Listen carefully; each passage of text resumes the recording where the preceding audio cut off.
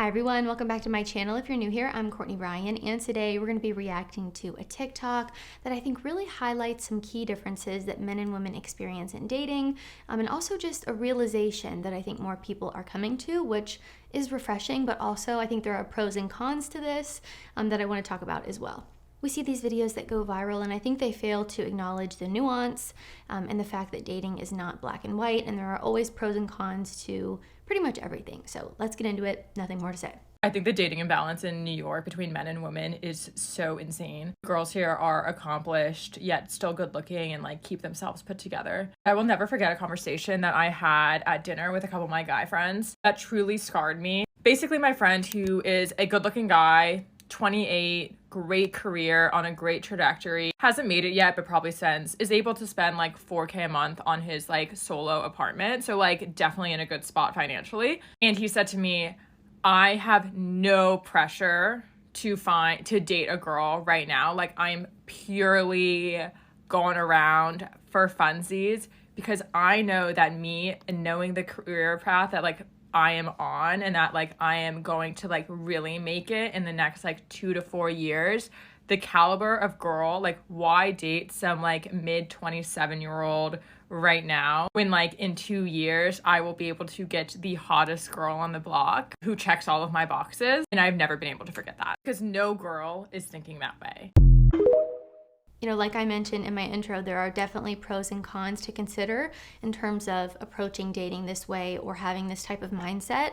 So I'll cover those too. But I want to make it very clear that I think men and women are both kind of doing this. It just looks a little bit different. She said at the end, women are not thinking this way. And I think they are thinking this way to an extent, but it just, again, it looks different because men and women tend to value very different things when looking for a relationship.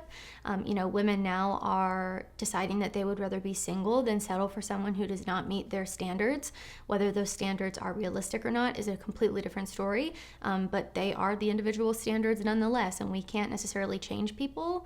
Men are not the only ones who are sort of playing this waiting game and who are, telling themselves, oh, if I do this, I'll be able to get someone who's more attractive. If I do this, I'll be able to get someone who checks more of my boxes, or I'm not going to settle until I find someone who is this, this, and this. Men are not the only ones who are doing this. When people have more options also, they tend to become more picky or selective with their choices, and people who think they have more options, which I think we're seeing a lot of. But I first want to talk about dating for men versus dating for women. It's no surprise, or really shouldn't be a surprise, that men and women often have vastly different dating experiences. I do think there are areas, though, where dating is more difficult than others, especially in major cities like New York, LA, Miami.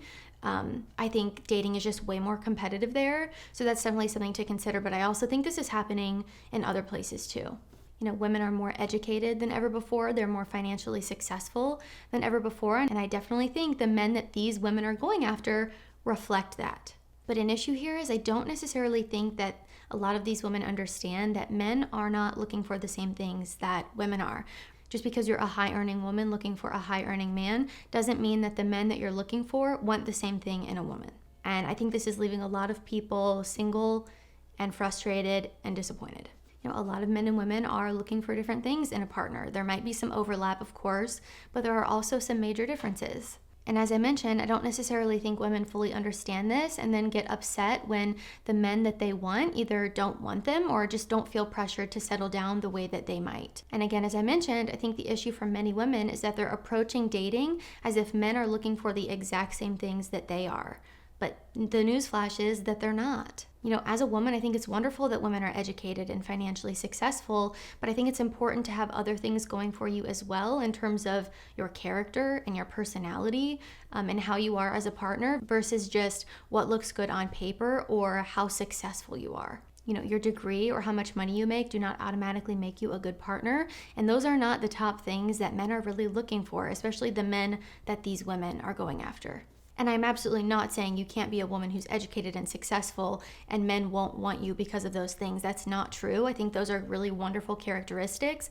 It's great to be a woman of substance. But again, I think it's important to have other things going for you as well. I think a lot of women just don't fully get this because the top things that they're looking for in men are often financial stability, someone who can make them feel safe and secure, and someone who is just at their level or above. A lot of men spend their 20s kind of building their careers and making their life one that they would feel confident bringing a girl into. Men who are ambitious, who are driven, who take care of themselves, who have a good career that's going to allow them to provide, are more often than not more desirable in the dating market, and therefore most likely to have more options in women to choose from. The same way that, beautiful, supportive, very feminine women have more options in men. This really shouldn't be controversial to say. I'm not trying to be controversial by saying that. I think this is just the reality, whether we like it or not. So again, there's an element of these men not necessarily wanting these women in return, but also not wanting to settle down with one woman or not feeling pressure to settle down at all.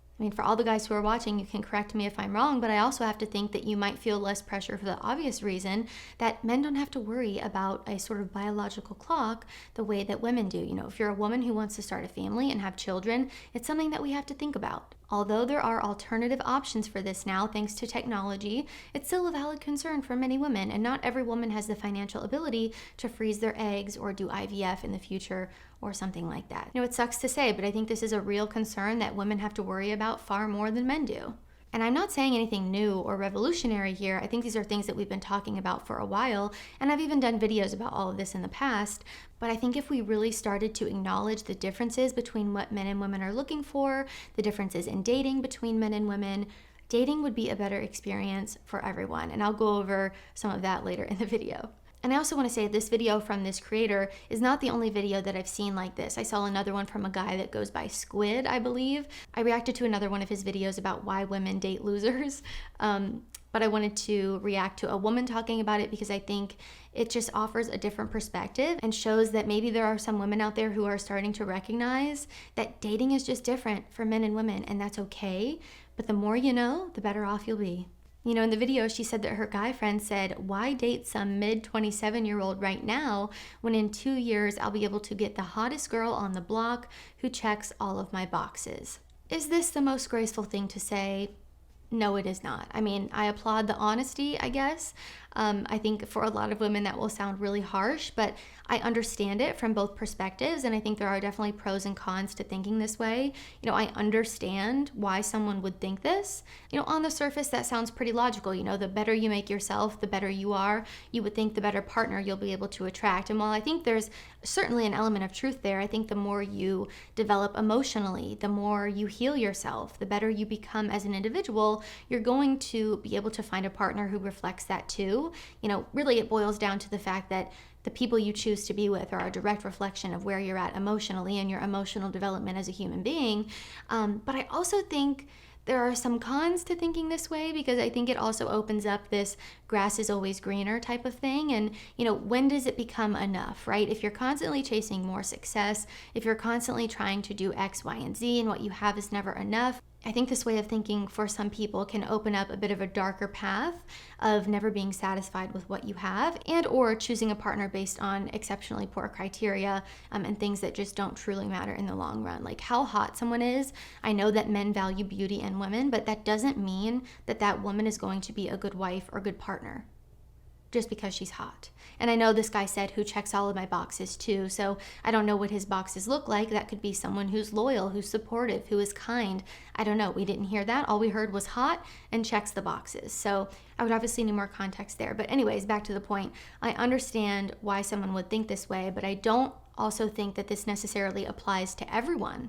So that's an important distinction to make as well. Just because you wait a few years to see where you're at financially or career-wise, that doesn't automatically mean that you're going to get a better partner because of that, right? And again, like I said, I don't know if this is the healthiest approach either, just because the grass is not always greener. And again, friendly reminder that just because someone's hot doesn't mean that they're going to be a good partner. I'd say the same thing to women. Just because a guy's more attractive or just because a guy makes more money doesn't mean that he's going to be a better husband.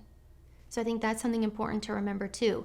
If you advance in your career, you make more money, you make yourself more attractive, but you do no work intrinsically, I don't necessarily know if you're going to get a better partner because of that, right? So I think it's important to also focus on the things that truly make someone a good teammate, that make someone a good husband or a wife, and really dig deeper than just what is on the surface, because she could be the hottest woman in the world. But if she's not doing well in here or in here, well, you're probably going to have an issue on your hands. And this leads me into another point here of the fact that I think we've just been doing dating so incredibly wrong.